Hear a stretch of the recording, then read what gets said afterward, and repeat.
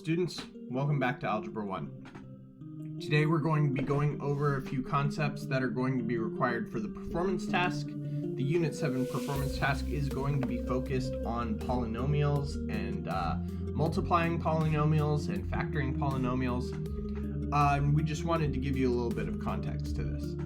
So, quick reminder, when we're talking about the area of a rectangle, area is simply length times width. This is a formula that you may have learned in elementary school, but if we have a rectangle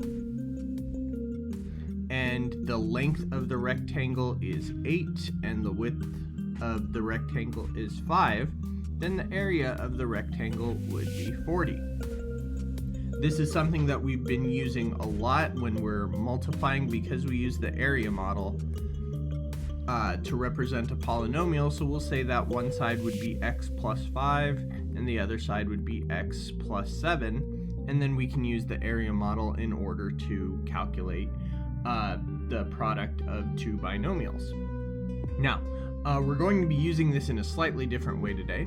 So, the length of a rectangle is 7 less than 3 times the width. Write an expression that represents the area. Okay, so the area is length times width, and then this sentence right here, the length of the rectangle is 7 less than 3 times the width. So I'm just going to go through this piece by piece. The length of the rectangle is, so that means the length of the rectangle, and then is means equals. Now right here it says 7 less than, sorry for the typo there. Okay, so 7 less than means I'm going to be subtracting 7.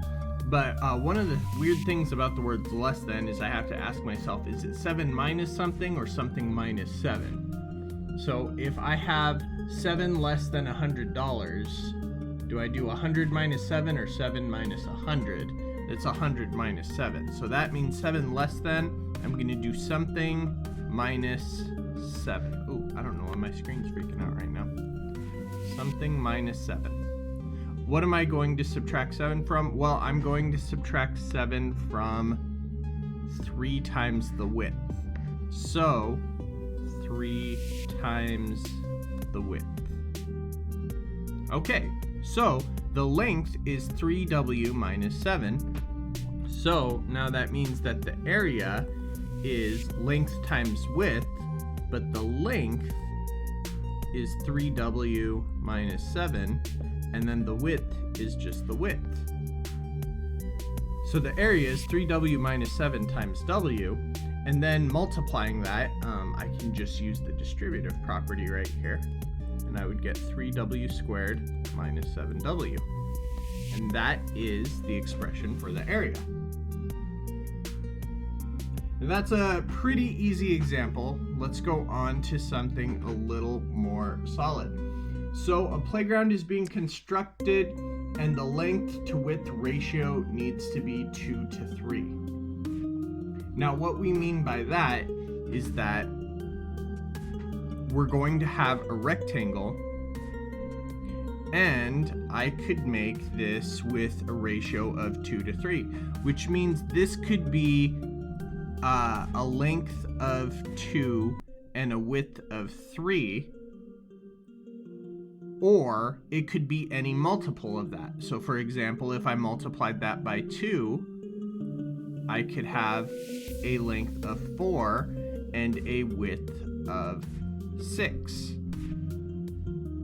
Or I could multiply it by 10. I'm not going to draw it that big, but that could be 20 by 30. But in any case, I'm going to have a 2 to 3 ratio, which means that the length will be 2 times some number and the width will be 3 times that same number. That's all that we mean by the ratio, is that I'm going to have a 2 to 3 ratio, which means that the length will be 2 times some number and the width will be 3 times that same number. So If I wanted to have the area of that, I would have length times width. Well, in this case, the length is going to be 2 times some number, and the width is going to be 3 times some number. So that means that the area is going to be 6x squared.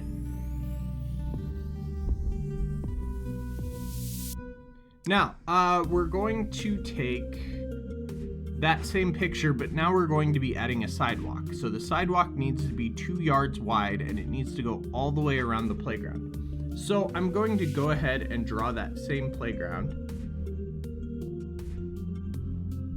So, I forgot which one I put where. Okay, so I put the 2 on the bottom and the 3 on the side. So that means that right here I'm going to have 2x, and right here I'm going to have 3x. But now I need to add a sidewalk all the way around it.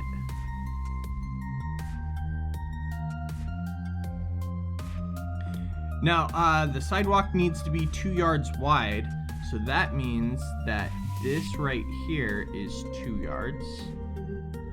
This right here is 2 yards. This is 2 yards. And this is 2 yards. So now the length of the playground, if I'm going all the way across from here to here, I have the 2 yard sidewalk plus the 2x length of the playground plus another 2 yard sidewalk over here. So combining like terms, that's going to be 2x plus 4. With the width of the playground, I'm going to have a 2 yard sidewalk plus a 3x width of the playground plus a 2 yard sidewalk. So that means that's going to simplify to 3x plus 4. So that means write an expression that expresses the area of the playground including the sidewalks is going to be area equals length times width. So area equals 2x plus 4 times 3x plus 4. I can go ahead and use my area model to do this. 2x plus 4 and 3x plus 4. So that means this is going to be 6x squared, 12x, 8x, and 16. So 6x squared plus 12x plus 8x plus 16, or area is equal to 6x squared plus 20x, combining like terms, plus 16.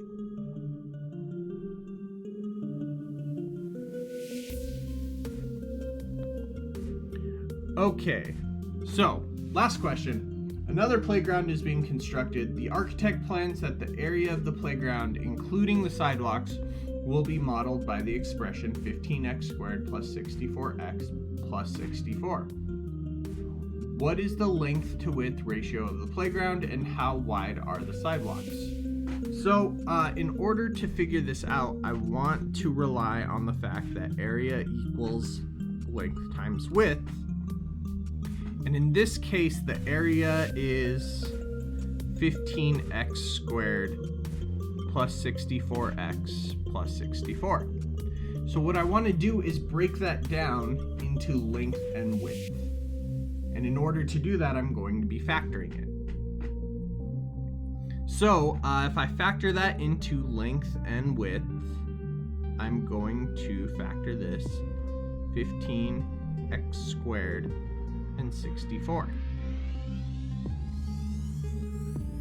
So I'm going to break that down. I could choose to do, I'm going to do a second one here because I'm not sure which one's going to work.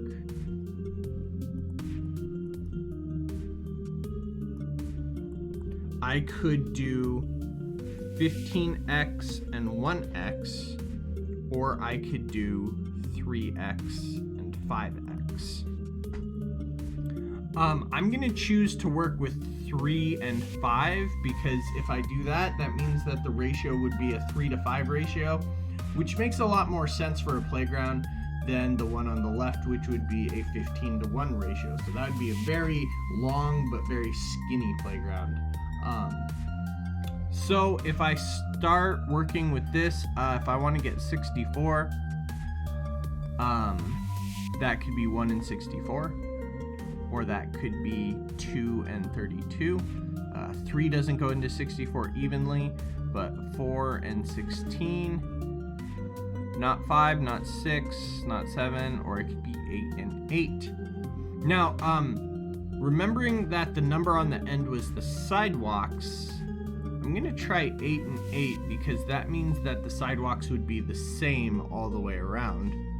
So if I put the 8 and 8 here, let's just test that. So that would be 5 times 8 is 40x. And then 3 times 8 would be 24x. So adding those together, I do get 64, which means that I would get area is equal to 3x plus 8 times 5x plus 8. So if I translate that into a picture, that means that I've got my playground here would be 3x and 5x, and then I would have some sidewalk on the outside. Now, I'm gonna have to add the sidewalk on here 2 times. So I'm adding a total of 8 onto this 3x right here. So if I'm adding 8 onto this 3x, that means I would add 4 here and 4 here, and then 4 here and 4 here. So I can say that the length to width ratio is 3 to 5, and the sidewalks are 4 yards wide. Now actually in this case it didn't give any units, so I can't actually say 4 yards. This might be in inches, it might be in feet, it might be in miles, I don't know. But the sidewalks are 4 wide on each side.